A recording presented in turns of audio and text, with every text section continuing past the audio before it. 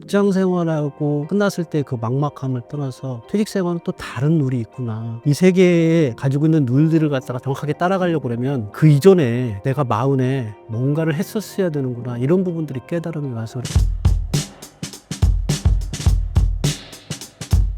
안녕하세요. 정순영입니다. 제가 2021년 6월 달에 이 채널에 출연했고 지금 거의 이제 3년이 넘어가네요. 그래서 3년이 넘어서 다시 또 찾아뵙게 돼서 너무 반갑고요. 그동안에 저는 이제 그때 아들아 돈 공부해 했던 책 때문에 나왔고, 이번에는 언제까지 흘러간 대로 살 것인가라는 책을 가지고서 그 퇴직 이후에 어떻게 살아갈 것인가에 대한 얘기를 해드리고 싶어서 이 자리에 나왔습니다. 작가님의 은퇴 스토리에 대해 소개해 주신다면요? 제가 뭐 2020년 말에, 그러니까 2020년 말에 퇴직을 했고요. 사실 뭐 퇴직한 이후에 대부분의 지금 여기 퇴직하고 계신 분들이 다 느끼는 바지만 되게 막막하잖아요. 어떻게 살아가야 될지. 그래서 그 막막한 와중에 이 막막함을 해소하기 위해서 내가 뭘 할 수 있을까? 그때는 또 코로나 와중이라 해외여행이라도 가서 산디에고 순례길이라도 걷고 싶었는데 그것도 못하고, 그러니까 '그럼 뭐 해야지?' 이렇게 하고 있다가 그래, 그러면 내가 글쓰기에 대해서 관심이 있으니까 글이라도 좀 써 봐야지.' 그래서 글을 쓰기 시작했던 게 하루하루 이렇게 모아 가지고 그 부동산 스터디라는 네이버 카페에 이렇게 올리기 시작했던 것들이 인연이 돼 가지고 그게 출판이 되고, 그 출판이 된 게 공교롭게 진짜 억세게 운이 좋게 베스트셀러가 작가가 되고, 그래서 작가로 변신할 수 있었습니다. 아마 퇴직자분들 중에는 저처럼 이렇게 운 좋게, 진짜로 운 좋게 작가가 된 사람들을 아닌 경우에는 아마 지금도 퇴직 생활을 하고 있는 계신 분들은 굉장히 막막할 거예요. 저도 사실은 뭐 작가로서 이렇게 변신해 가지고 여기까지 오고 있지만 그 과정 자체가 그렇게 녹록하지는 않더라고요. 그래서 그런 부분에 대한 얘기들도 다 해 드릴 수 있도록 그렇게 하겠고요. 그렇게 해서 변신을 내가 안 했다고 그러면 아마 더 힘든 생활을 했을 게 분명하다고 생각합니다. 그래서 그러니까 1900 제가 97 년도에 1997 년도에 회사에 들어가서 2020 년까지 나오면서 했던 그 직장 생활과 퇴직 이후에 지금 5년 동안 했던 생활이 너무 차이가 많아서 그런 부분에 대한 차이들을 현격하게 느끼고 있는 시간들이 바로 퇴직 이후의 생활이라고 말씀드릴 수 있겠습니다. 은퇴 이전과 이후의 삶은 무엇이 다른가요? 제가 여기 와서 인터뷰 지금 방금 할 때 "정선영입니다." 이렇게 얘기했잖아요. 아마 퇴직 이전이었었다 그러면 어느 회사에 다니는 뭐 이사 정선영 아니면 부장 정선영 이렇게 소속을 얘기하면서 저를 갖다가 소개했을 거예요. 근데 지금은 그냥 정선영입니다. 그러니까 제 이름 석자로 살아가는 삶이 퇴직 이후의 삶인 것 같아요. 그래서 저는 이 부분들을 이렇게 설명을 하면은 쉽게들 이해하더라고요. 퇴직 전에 직장 생활할 때는 축구 같은 단체전이고요. 퇴직 이후에는 개인이 할 수 있는 개인 종목인 역도 같은 개인전인 것 같아요. 그래서 직장 생활할 때의 모습을 갖다가 축구 같은 단체전으로 딱 비교하면 정확할 것 같고요. 그리고 그 이후에 이제 퇴직한 이후에는 개인전이라고 보시면 정확하게 표현이 될 것 같습니다. 그래서 제가 가끔가다 손흥민 얘기를 가끔 해요. 손흥민은 축구 선수이기 때문에 손흥민이가 나와서 이 자리에 소개한다고 그래도 "토트넘의 누구입니다." 지 바로 "손흥민입니다." 얘기는 안 했을 거예요. 근데 장미란 같은 선수는 그냥 "장미란입니다." 역도하는 장미란 같은 이런 식으로 자기를 표현하는 방식이 그 직장 생활할 때와 퇴직 이후의 생활이 완전히 다릅니다. 그래서 직장 생활은 협력과 보조를 맞춰가는 일들이 주가 되어야 되는데, 퇴직 이후의 생활은 개인 혼자 오롯이 자기의 몫을 갖다가 해 나가는 것들이 오롯이 다 스스로 해야 되는 것들이 현실이라고 생각하시면 될 것 같습니다. 그래서 퇴직 이후의 생활은 개인전이다. 개인전은 오로지 자기가 모든 일을 해 나가야 된다. 그렇게 차이점을 좀 설명하면은 맞을 거라고 생각합니다. 그러니까 개인전이라고 하면은 제가 이제 오징어 게임 얘기를 많이 해 드리는데, 오징어 게임 이번에 오징어 게임 2에 보니까 3 가지 게임이 나오잖아요. 처음에 나왔던 게 무궁화꽃이 피었습니다. 그다음에 두 번째가 5인 육각, 그다음에 둥글게 둥글게, 이 3 가지 게임인데 이게 직장 생활 고대로 표현하는 것 같아요. 그러니까 먼저 무궁화꽃이 피었습니다는 뭐냐면요. 술래가 뒤로 돌아와 있을 때 무궁화꽃이 피었습니다 할 때까지 거기까지 다가가는 거잖아요. 이게 직장 생활의 사원들의 역할이 그대로 나와요. 눈치 보고 민첩해야 되고 시간 내에 거기까지 도착해야 되고, 이렇게 생활하는 것들이 사원들의 직장 생활의 대부분의 모습인 것 같아요. 그 두 번째 이제 5인 육각 같은 경우에는 이게 팀장들 관리자급의 생활이 고대로예요. 그러니까 5인 육각이라는 걸 묶어 놓고 으쌰으쌰 하나 둘 셋 넷 이렇게 해 가지고 서로 보조 맞춰서 가서 구슬치기라든지 아니면 공개놀이를 하든지 해 가지고 그 임무를 갖다 다 수행하는 부분들을 해 나가잖아요. 이게 보면 팀의 역할이에요. 그래서 팀의 역할에서는 협력과 보조가 굉장히 중요한 역할이고, 그러니까 이런 역할들만 직장 생활 때는 같이 하고요. 그다음에 마지막으로 이제 둥글게는 이게 뮤지컬 케어 게임이라고 하는데, 보통의 경우에는 빙글빙글 돌아가다가 멈추는 순간에 자기 있는 의자에 앉는 게임이에요. 근데 거기서 인제 오징어 게임에서는 방인을 나왔는데, 이게 뭐냐면 임원의 방식하고 똑같아요. 임원은 자리가 계속 줄어져 가는 그 자리를 갖다 차지하기 위해서 둥글게 계속 돌아가다가 어느 순간에 멈추면 자리를 앉아야 되는데, 그 자리가 없을 경우에는 퇴직해서 나가게 돼요. 그래서 사실 임원들은 운 좋게 자기 삶의 방식을 갖다가 이끌어 나가는 사람들이라고 보면 딱 될 것 같아요. 이렇게 세 가지의 방식으로 그 게임 방식대로 직장 생활을 하다가 딱 나왔는데, 나오니까는 이런 게임들이 아무 필요가 없는 거예요. 내가 누굴 눈치 보고 시간을 보조를 맞춰 가지고 해야 될 일도 없고, 누구하고 협력하고 보조 맞출 일도 없고, 그다음에 행운에 기댈 일도 없고, 그럼 오롯이 나 혼자서 뭔가를 해 나가야 되잖아요. 그 오롯이 혼자서 해 가는 것들이 뭐냐면, 퇴직 이후의 생활이라는 건 되게 한파가 닥친 거하고 똑같아요. 자기 삶에 한파가 닥친 거가 똑같아서, 이 한파가 닥쳤을 때는 가장 생존할 수 있는 가장 좋은 방법이 뭐냐면요, 동파당하지 않도록 수도꼭지를 살짝 열어 가지고 물이 똑똑 들어가게 하는 것들을 해 줘야 돼요. 이게 뭐냐면 자기 안에 있는 생명의 활동에 대한 에너지를 갖다가 쪼금이라도 유지할 수 있게 만들어 주는 거예요. 그래서 저는 인제 그렇게 하는 방식으로 뭐 시간을 달리 쓰고 장소를 바꿔보고 사람을 다시 만나고 해서 내 안의 생동감을 갖다 그대로 유지시키려고 노력하는 부분들이 혼자서 퇴직 생활할 때는 반드시 필요한 생활. 이런 부분들을 가지고서 결국은 뭘 만나냐면 자기 본질을 만나요. 내가 어떤 사람인가. 퇴직 이후에는 자기 본질을 만나서 자기의 본질의 것을 갖다가 표현할 수 있을 때 그것도 바로 쓸 수가 있는 부분이거든요. 그래서 퇴직 이후의 생활은 한파에 얼어 죽지 않게 생존할 수 있어야 되고, 또 하나는 나의 본질을 찾아가야 되고, 그 본질을 가지고서 승부할 수 있게 돼야 되기 때문에 직장 생활과 이 생활은 완전히 차이가 나는 거죠. 그래서 직장 생활은 보통 별빛에 비유하는데, 직장 생활에서 잘하고 있는 사람들은 이 별빛은 뭐냐면 사실은 회사는 후광이 비춰 주니까 반짝반짝 빛나는 거거든요. 근데 퇴직 이후의 생활은 반딧불과 같은 것 같아요. 그래서 자기 스스로 빛을 내는 발광체처럼 안으로 단련되지 않으면 절대로 빛이 나지 않기 때문에, 그래서 직장 생활과 퇴직 이후의 생활은 완전히 다른 그라운드다. 그래서 이 그라운드에는 직장 생활을 잘했던 사람이라도 퇴직 이후에 결코 잘할 수는 없다. 이 얘기를 해 드리고 싶습니다. 그런 차이점 때문에 많이들 괴로워하고 계십니다, 인제. 베스트셀러 아들아 돈 공부해야 한다를 출간하셨던 계기는 무엇인가요?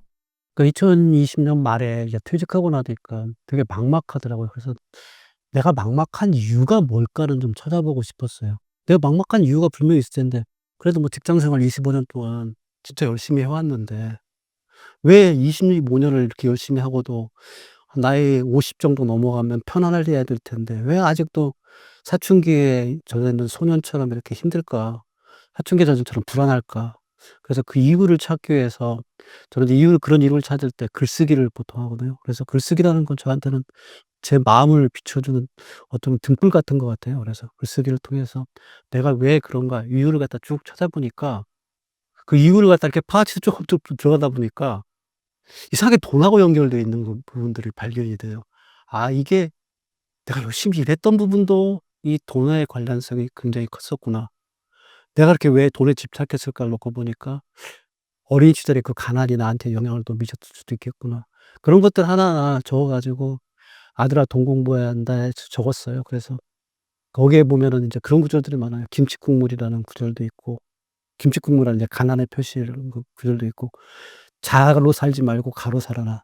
그러니까 직원으로 시작하지만 직원으로 살지 말라. 이게 뭐냐면 25 년의 직장 생활을 갖다가 왜 그렇게 생활했는데 이 부분들이 이러한 결과를 낳게 되는 이유들이 무엇인가를 갖다가 하나하나 글쓰기를 해 가면서 짚어 보니까 그게 나오더라고요. 그래서 그 부분들에 대한 것들을 이 얘기를 해 주셨어요. 그랬더니 의외로 그 부분에 공감이 되게 많았어요. 그래서 저도 이게 가문의 영광인데, 태어나서 처음으로 책을 냈는데 종합 베스트셀러가 됐었어요. 종합 베스트셀러에서 지금 13만 부 정도 나갔는데, 이 13만 부 정도 나간 놈은 그거라고 그러더라고요.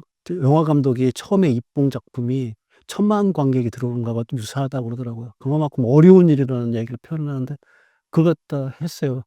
그래서 저는 스스로가 생각할 때 '이건 일생에 한 번밖에 올 수 없는 천운이었다 이런 생각을 가지고 삽니다. 근데 그 천운이 오게 된 가장 결정적인 배경은 뭐였냐면 제가 그때 힘들었던 부분들을 글이라는 걸 써가면서 스스로 갖다 파헤쳐 가면서 내 안에 있는 것들을 진솔하게 누군가한테 얘기해 줬기 때문에 가능했다. 그런 생각을 하고 있습니다.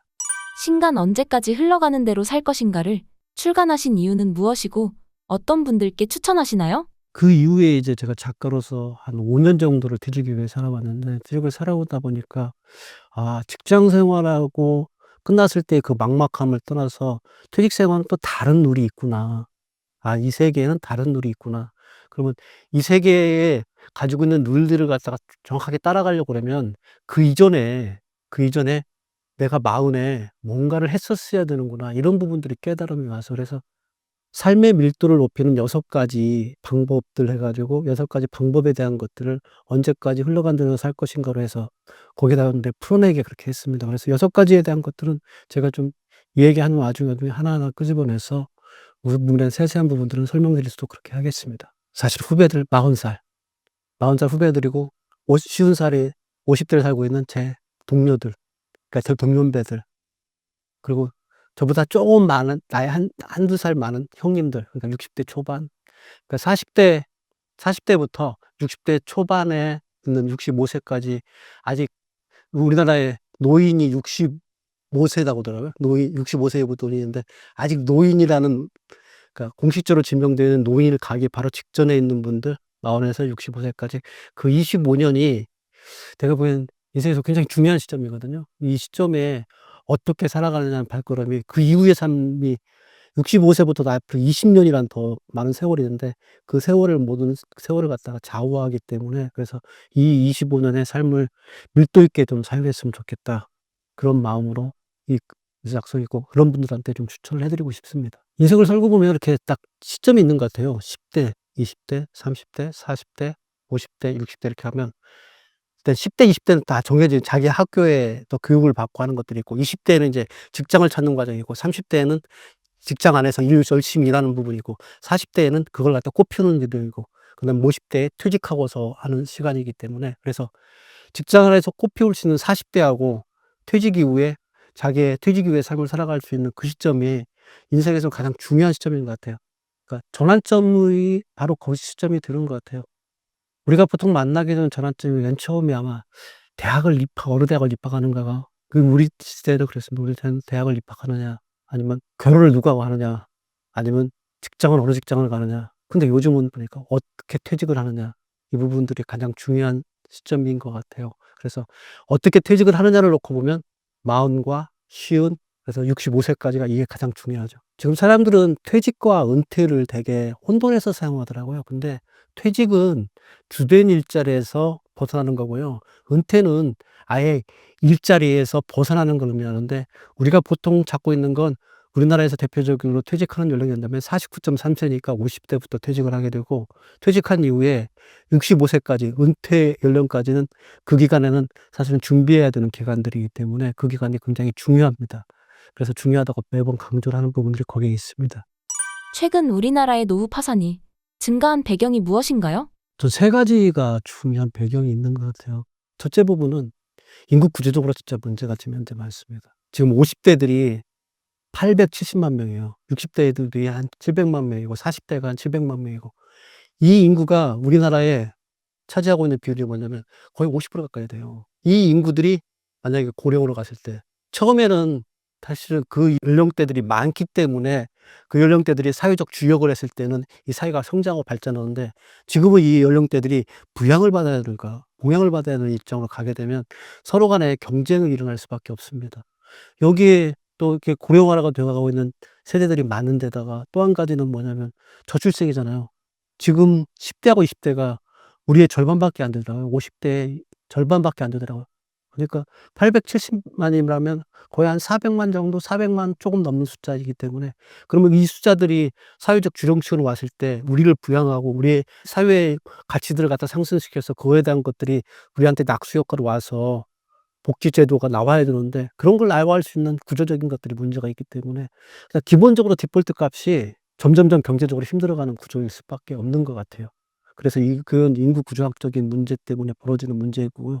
두 번째 부분은 지금이 이제 급격하게 아날로그 경제에서 디지털 경제로 바뀌어가고 있거든요. 이런 걸 저는 가장 대표적으로 얘기해 주는 게, 저는 이제 유통업체 출신이기 때문에 쿠팡이 이번에 매출이 40조가 넘었다고 그러더라고요. 쿠팡이 매출이 40조면은 쿠팡은 온라인의 이커머스잖아요. 디지털 경제를 이끌고 있는데, 아날로그 경제를 이끌고 있는 백화점 3 사, 그러니까 롯데, 신세계, 현대가 쿠팡한테 매출에서 뒤졌어요. 완전히 디지털 경제 쪽으로 완전히 넘어가 버린 거죠. 근데 지금 우리 세대로 살고 있는 이 50 대나 60 대, 70 대들이 이 디지털 경제에 적합한 인간들일까요? 인간이란 표현하니까 좀 쓸쓸해서. 근데 적합한 인간이, 저를 지칭하는 거니까 저는 적합한 인간이 아닌 것 같아서 지칭해서 말씀드립니다. 절대로 우리는 디지털 경제에 적합한 사람들이 아니에요. 이런 사람들이 노형층으로 가기 때문에, 노형층으로 갔을 때는 디지털 경제에 적합한 일자리를 찾아내는 건 더 불가능합니다. 그래서 이 부분 때문에 점점점 아날로그 경제에서 디지털 경제로 더 급격하게 이동하고, 여기다 이제 AI 시대까지 되고 나면 더 사실은 나이가 들어가는 그 노후에 자기의 삶을 유지할 수 있는 방식들이 불편함을 너무 많이 느낄 거예요. 지금 키오스크 하나를 다루지 못해 가지고, 아니면 영화 예매를 하나 못해 가지고 이 디지털 경제 속에 살아가는데 어려움을 겪고 있는데, 이런 것들이 뭘로 연결되냐면 사실은 일자리로 다 연결되는 부분이거든요. 그래서 이런 부분들 때문에 디지털 경제로 이행하는 부분들이 결코 50 대, 60 대, 70 대한테 노후 준비하는 데는 만만한 구성이 아니라는 거, 이 말씀을 좀 드리고 있고요. 그 세 번째 부분인데요. 세 번째 부분은 인간관계에서 가장 중요한 건 가족제도예요. 그 가족 구성이 어떻게 되느냐. 근데 점점점 대가족에서 핵가족으로 왔다가 이제는 아예 핵개인이라고 하더라고요. 그러니까 혼자서 살아간단 말이에요. 이런 구조에 우리들은 익숙지가 않아요. 그러니까 저는 흔히 말하는 콩나물 세대라고 칭하는 사람인데, 60 년대부터 1979년도까지 그 20년 동안에 태어난 사람들은 어렸을 때 태어난 순간에 형제가 한 4-5명 됐고요. 이 사람들이 학교를 가면 학교에는 한 반에 60 명, 70 명이 있고요. 이 사람들이 군대를 가면 군대에서도 막사에 쭉 해 가지고 20-30 명씩 양쪽에 서서 있었고요. 직장에 갔더니 팀원이라고 그러면 한 10명 되는 데서 생활했단 말이에요. 이렇게 생활하는 사람이 갑자기 퇴직 이후에, 은퇴 이후에 혼자서 지내라고 하니까, 이게 혼자서 지낼 수 있겠어요? 못 지내요. 그러니까 이런 가족 제도나 인간관계에 대한 구성도가 바뀐 부분들이 상당히 부담스러워요. 그러니까 의외로 주변에서 난 그런 분들 좀 많이 봐요. 공동체 생활에는 익숙한데 혼자 지내는 부분에 대해서는 익숙하지 못한 사람들이 너무 많아요. 그렇기 때문에 혼자서 익숙하지 못하기 때문에 거기서 계속 자기 스스로가 불행하다고 생각하면서 불행을 계속 키워가고 있는 분들이 많고, 그 불행을 갖다 참지 못하니까 심지어 이제 분노로 이렇게 표출하는 분들이 주변에 많아요. 그래서 저는 가끔가다 지하철 타고 가면 지하철 안에서 소리 지르고 화내시는 어르신들 보면서 '아, 이것도 이게 노후를 준비하지 못했던 그런 부분이다.' 왜냐면 자기 마음을 다스리는 부분들을 가족에서도 나를 대접하지 않고, 이 사회도 대답하지 않고, 그러니까 지하철 내에서 자기에 대한 분노를, 대접받고 싶은 분노를 표출하는, 이것도 다 노후 준비를 제대로 못하는 부분이거든요.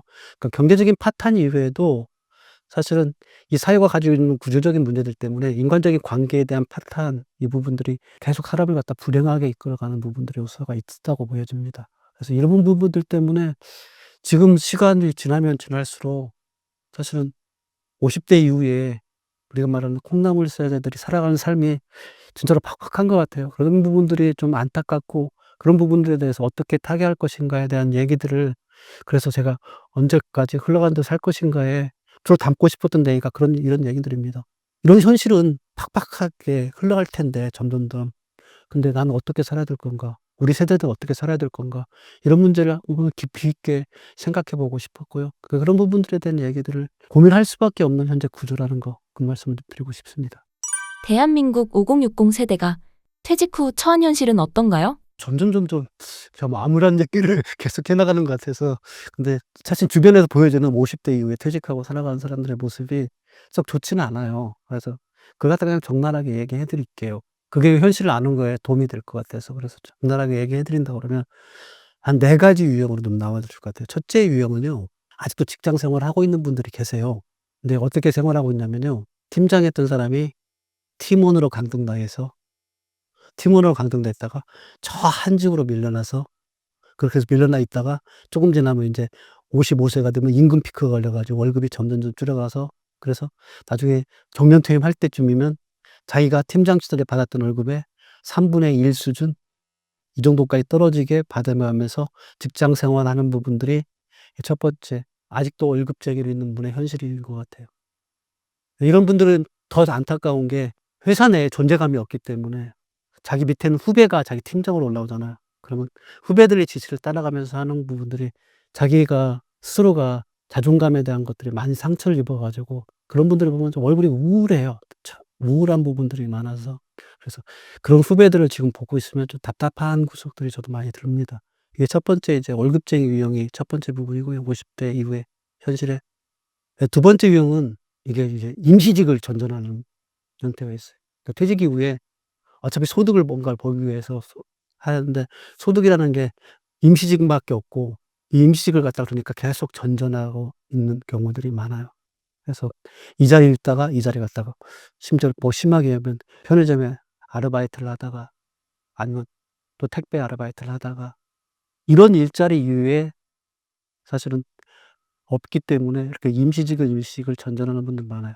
근데 주둔 일자리 할 때는 그분들이 가지고 있던 경력들이나 이런 부분들이 퇴직 이후에 전혀 쓰이지 못하게 되는 현실. 그래서 보통의 노동만 제공하고 버는 임시직으로 전전하는 부분들이 두 번째 유형이고요. 세 번째 유형은 이게 좀 더 안타까운 부분들이 작동하는 게 뭐냐면 생계형 창업하신 분들이 있어요. 근데 생계형 창업은 이게 진짜 완전히 수렁이거든요. 그러니까 차라리 임시직이나 월급쟁이를 하게 되면 바닥은 까지는 또 추락하진 않는데 이게 수렁으로 더 빠져 가지고 바닥까지 추락하는 게 뭐냐면 생계형 창업이에요. 생계형 창업을 한번 시작하면은 빠져나오기가 너무 힘들어요. 선배동에서 지금 치킨집을 하고 계신 분이 있는데 치킨집 그만두고 싶어 해요. 프랜차이즈 치킨집 하고 있는데 그만두고 싶은데 그만둘 수 있는 방법이 없어요. 지금까지 거기에 들어놨던 돈, 인테리어비나 뭐 이런 거 다 들어놨고 그걸 갖다 그냥 다 버리고서 나온다는 것은 그리고 그 버리고 나온다 해도 인테리어 갖다 다 철거해야 되기 때문에 폐업 비용이 다 들어가요. 이런 것들 하느니 그냥 내 몸이 힘들더라도 그냥 견뎌가면서 쪼금이라도 소득을 벌어가면서 그냥 살자.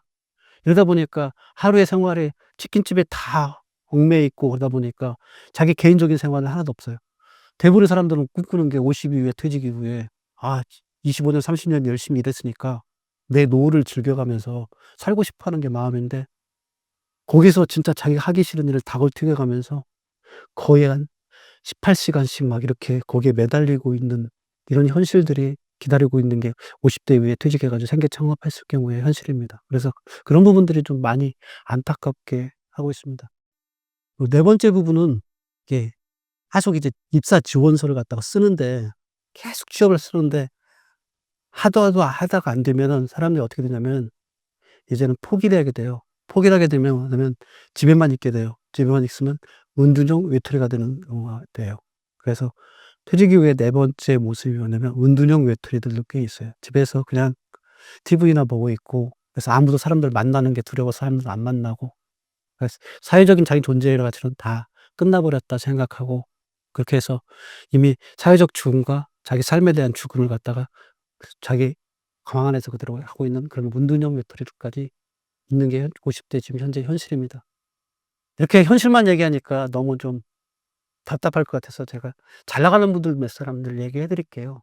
50 대부터 진짜 빚을 발하는 사람들이 꽤 있어요. 어떤 분들이 빚을 발하냐면 직장 생활에서 열심히 일해 가지고 열심히 일한 분 중에 50대 넘어가면 다 대표이사나 최소한 본부장 임원으로 가 있으니까 그분들은 진짜 빛나요. 그러니까 대표이사처럼 이렇게 가는 거. 그렇게 해서 빛나게 하는 분들이 50 대에도 계시고요. 두 번째 이제 어떤 분이냐면 자기 일을 갖다가 특화시켜 가지고 전문화시켜서 그 일을 통해 가지고 50 이후에도 여러 군데에서 막 스카우트 제의가 헤드헌터들의 스카우트 들어 가지고 이직 이래 가지고 가시는 분들이 있어요. 이런 분들 같이 빛날 수 있는 분들도 있습니다. 그리고 세 번째 부분은 자기가 취미였던 부분들이 직업이 돼 가지고 취미가 직업처럼 살아가시는 분들이 있어요. 저도 이제 뭐 제가 취미였던 글쓰기가 작가로 이렇게 된 것처럼 이외에도 취미가 직업으로 살아가시는 분들이 많이 있습니다. 이런 분들을 같이 한다면 50 대에 좀 빛날 수 있고요.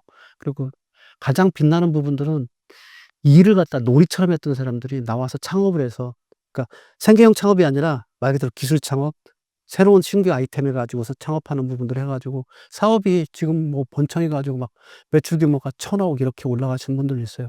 이렇게 자기가 뭔가를 밀도 있게 준비했던 분들은 이렇게 빛나게 살아가는데 그게 아니고서 흘러가는 대로 그냥 흘러가게 왔던 분들은 현실을 맞닥뜨리는 부분도 아까 말했던 월급쟁이, 임시직, 생계형 창업 그리고 은둔형 외톨이 이렇게 되지 않기 위해서 꼭 필요한 것들이 뭐냐면 마흔의 삶의 밀도를 높일 수 있게 자기 스스로를 갖다 단련할 수 있는 부분들이 반드시 필요하다. 그런 얘기를 그래서 말씀드린 겁니다.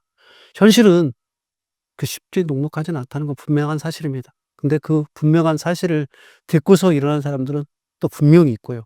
그래서 여러분들이 어떤 걸 선택하느냐 부분들은 여러분들 안에 지금 이 순간에 있는 순간에 선택이 에서 달려 있다고 그 말씀을 좀 드리고 싶습니다. 우리나라 대기업 임원도 퇴직 후 삶이 어려운 이유가 무엇인가요? 퇴직 후에 임원들이 오히려 더 불행한 경우들이 있어요. 더 불행하게 만드는데 첫 번째 원인은 뭐냐면요. 임원 정도 되게 되면 사실은 손과 발로 일하는 게 아니라 입으로 일하는 것들을 많이 해왔던 사람이라 밖에 나와서 사실은 입으로 일해 가지고 들 일은 거의 없거든요. 손과 발이 몸이 움직이는 일들을 거의 안 해 봐서. 그러니까 대부분 다 뭐 직장에서는 직원일 때는 진짜 열심히 발로 뛰고 그다음에 팀장일 때 손으로 열심히 뛰고 근데 임원들은 되게 입으로만 해요. 그래서 우리끼리 흔한 농담으로 그렇게 얘기해요. "양기가 입으로 다 올라온 인간들." 이렇게 표현을 해요, 임원들을. 근데 이게 놓고 나와야 되는데 퇴직 후에도 다 가지고 있어요. 아직도 모든 걸 다 입으로만 일하려고 그래요. 그러다 보니까 다른 데 가서 입으로만 일하는 사람들을 갖다가 찾지도 않는 이 세상에서 입으로만 일하려고 하니까 오히려 일자리를 못 찾는 경우들이 있고요. 두 번째 부분은 아직까지도 자기가 임원이라는 그러니까 별이라는 착각 속에서 살아가요. 마음의 거품이 이후의 생활을 갖다가 좁게 만들어요. '아 내가 임원이었었는데 내가 이 일을 해? 다시 나오면 바닥부터 다시 시작해야 된다.'고 생각하고 해야 돼요. 근데 '내가 임원이었는데 이 일을 할 수 있어?'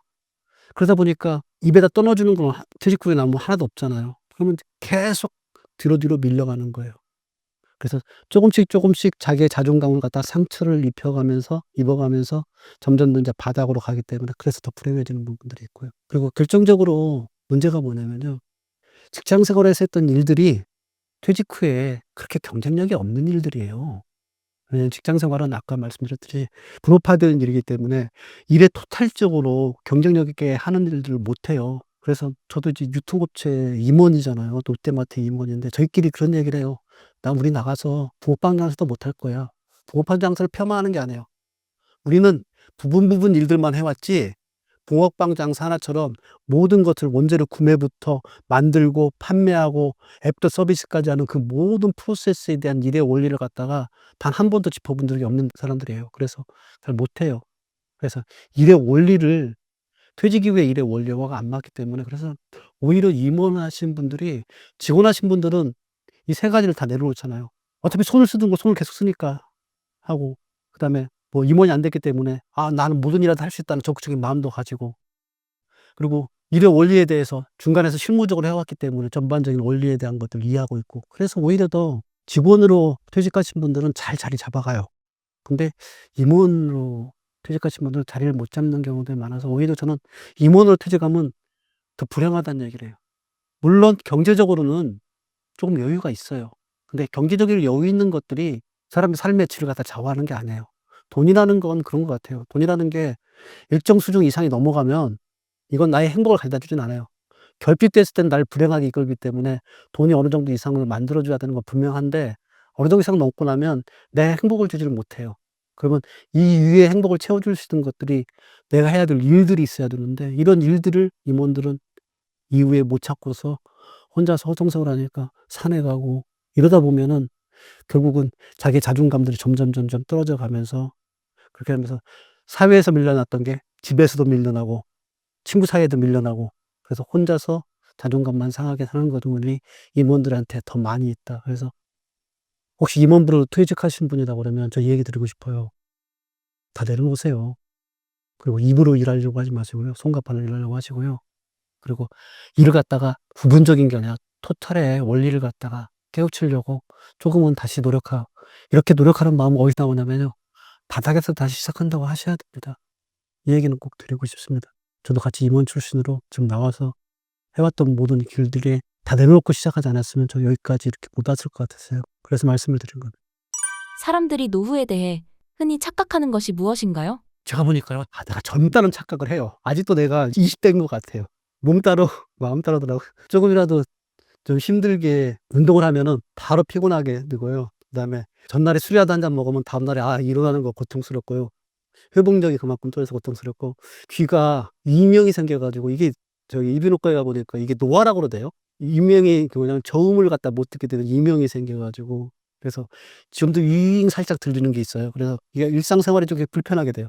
이런데도 내가 몸이 젊다고 착각을 하고 있고, 지금 치과를 못 가요. 이빨에 임플란트라고 그래서. 그러니까 잇몸이 약간 흔들리니까. 이럼에도 불구하고 나는 아직도 젊다는 생각을 하고 있는 그런 착각들이 첫 번째 부분인 것 같고요. 네, 두 번째 부분은 아직도 직장 경력이 벼슬이라는 생각을 좀 가지고 있는 것 같아요. 저는 진짜 직장 생활할 때 축산물 구매를 많이 했거든요.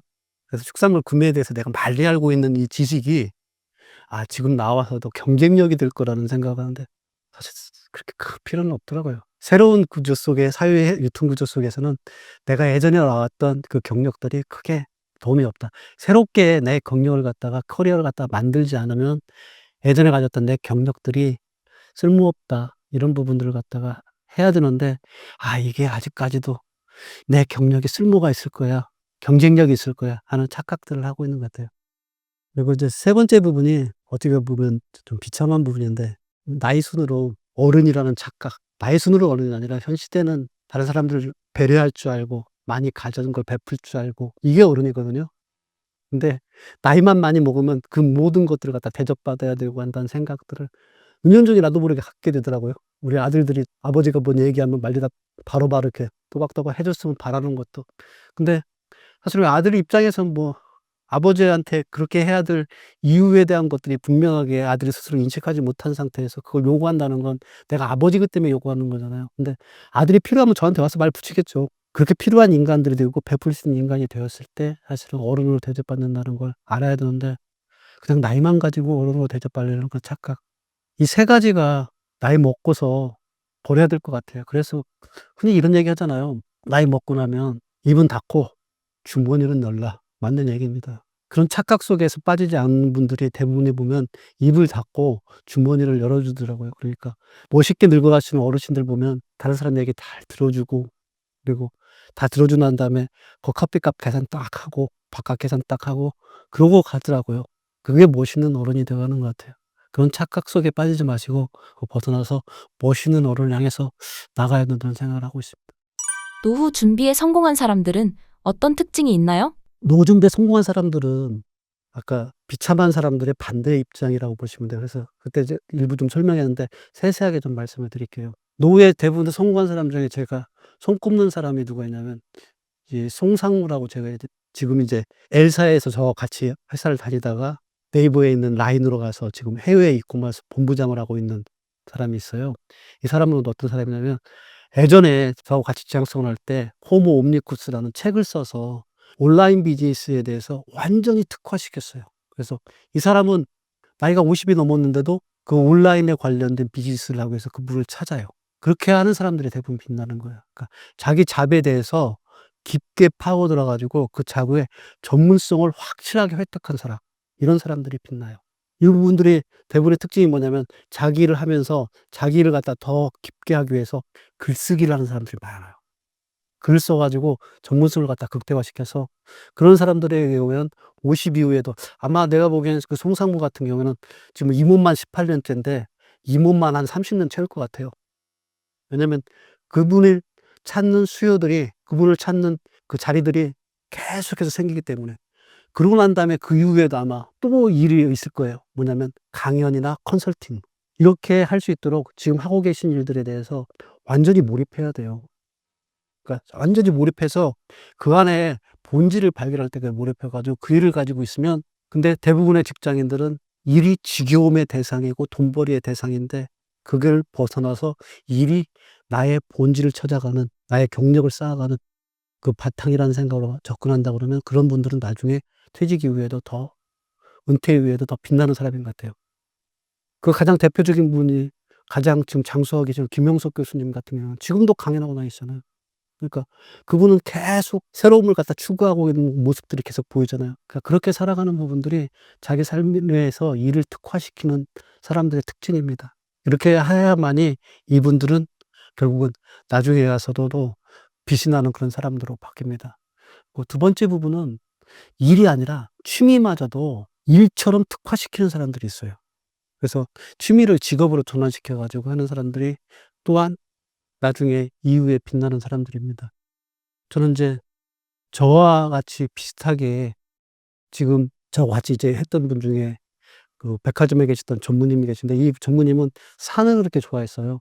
근데 다른 사람은 그냥 산만 타는 걸로만 끝났을 텐데, 이분은 산을 타면서 산에 관련된 걸 갖다가 다 글을 썼어요. 그래서 글을 써 가지고 이분이 지금 책을 벌써 4 권을 냈는데, 산티아고 순례길부터 해 가지고 우리나라 팔도에 대한 산들에 대한 유명 산들에 대한 그 등산의 기록들, 그리고 이번에는 또 저쪽에 남미를 가시더라고요. 남미 여행 가 가지고 남미 여행 가면서 그쪽의 문화 이런 것들을 다 기록해서 하다 보니까 이분은 여행하고 산 타고 하는 것들이 취미였는데 이게 지금은 직업이에요. 그러다 보니까 여행을 갔다 오면 책 한 권 내면 책에 의해서 여행 갔다 온 경험이 다 나오고, 또 새로운 강연 자리에 다니시고, 이렇게 해 가지고 퇴직 이후에 훨씬 더 직장에 다니실 때보다 훨씬 더 빛나게 사시는 분이더라고요. 그래서 이렇게 자기가 가지고 있는 자기가 좋아하는 것들을 갖다 취미화시켜서 이 부분들을 퇴직 이후에 더 하시는 분들이 더 훨씬 더 빛나게 살아가는 분이라고 보시면 될까요? 세 번째 분들은, 이분들이 이제 가장 빛이 나는데, 일을 놀이처럼 하는 사람이 꼭 있더라고요. 저 같은 경우에 회사에서 그 만났던 친구 중에 이동재라는 MD가 있었어요. 그러니까 조리식품이라고 저희는 인제 초밥 만들고 이런 파트에서 제가 데리고 있던 친구인데, 이 이동재 MD는 초밥에 대해서 그렇게 관심이 많아요. 그래서 초밥만을 갖다 나한테 초밥의 업무만을 달라고 하더라고요. 그래서 뭐 오픈점에 가면은 혼자서 초밥을 이렇게 만들고 있더라고요. 근데 이렇게 만들고 있는 모습을 뒤에서 이렇게 딱 바라보잖아요. 뒷모습에서 입가에 미소가 띄어 있는 게 보여요. 일하면서 지겨워서 막 딱 보이잖아요. 어깨가 축축 이렇게 하는 게 아니라 진짜로 즐거워서 하고 있는 모습. 그러다 보니까 이 친구는 일을 놀이처럼 하다 보니까 지금 직장을 갔다가 퇴사하고 난 다음에 지금 성수동에다가 초밥에 관련 유통회사를 차려 가지고 지금 거의 400~500억 매출을 올리고 있어요. 사실 오늘 이거 끝나고 가서 만나기로 했었는데, 이 친구가 지금 지방에 또 급하게 출장 갈 일이 있다 그래서 다음에 만나기로 했는데, 이렇게 바쁘게 퇴직 이후에도 더 활발하게 살아가고 빛나게 살아가는 사람들이 그렇게 해서 만들어집니다. 그래서 아까 말씀드렸던 자기가 가지고 있는, 자기가 하게 된 40대 일을 특화시키는 부분들, 그리고 취미를 가지고서 취미를 직업으로 하는 부분들, 그리고 일을 놀이처럼 해서 이 놀이가 결국은 자기의 이후에 퇴직 이후에 직업으로 전환돼서 자기 삶을 빛나게 해줄 물건을 가지고 있는 사람들이 결국은 50대 이후에 빛나는 사람들이더라고요.